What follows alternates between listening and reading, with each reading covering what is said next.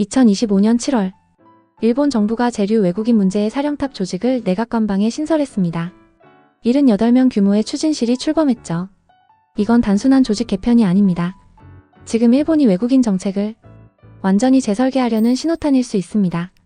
왜일까요? 현재 일본에는 약 266만 명의 재류 외국인이 거주 중입니다. 그중 약 68%가 일하고 있는 상태. 외식, 편의점, 건설, 간병. 우리 주변 어디에서든 외국인 근로자를 볼 수 있습니다. 2022년 기준 외국인 노동자 수는 무려 182만 명. 사상 최고였습니다. 하지만 숫자만 보면 성공적처럼 보이는 이 현상. 그 안엔 심각한 구조 문제가 숨어 있습니다. 먼저 낮은 임금과 부당한 대우.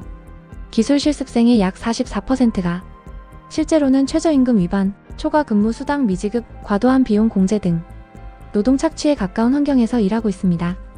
그리고 이들 중 많은 수가 3년에서 5년 동안 전직이 금지되어 다른 직장으로 이동조차 못합니다. 결국 선택지는 실종, 즉 무단이탈뿐. 둘째, 과도한 노동과 산업재해.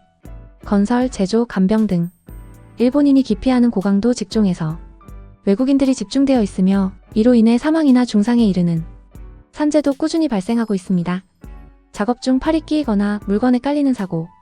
이건 단순한 교육 미비가 아니라 구조적 방치입니다. 셋째, 심각한 커뮤니케이션 장애.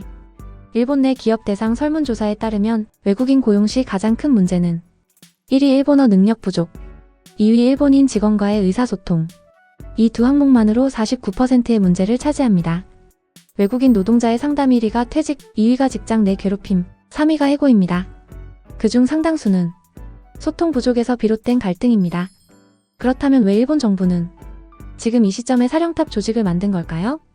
참의원 선거에서 외국인 정책은 규제 강화 vs 공생이라는 뜨거운 논쟁거리입니다. 정부는 이렇게 말합니다.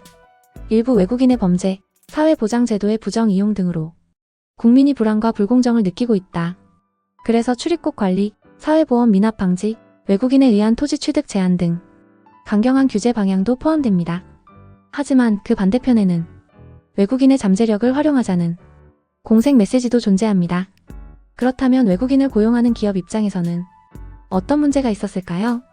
문화 차이로 인한 갈등, 성과 중심의 승진 요구, 고용 계약서의 불명확, 안전교육 부족, 불법 중개 브로커 개입. 이런 문제들을 해결하려면 제도만 바꾸는 것으로는 부족합니다.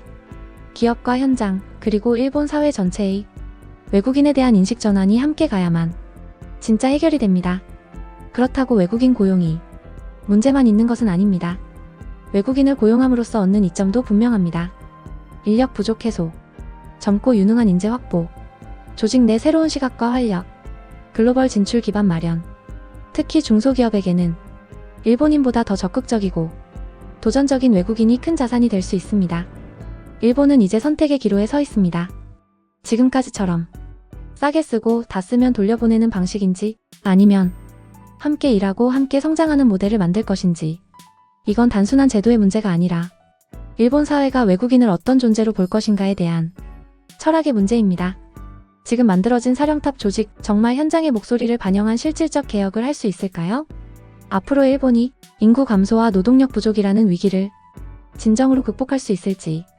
그 답은 외국인과의 공존 방식에 달려 있습니다. 이제는 말이 아니라 구체적인 행동이 필요한 시점입니다. 영상이 도움이 되셨다면 좋아요와 구독, 알림 설정 부탁드립니다. 앞으로도 일본 사회의 흐름을 쉽고 깊이 있게 전해드리겠습니다.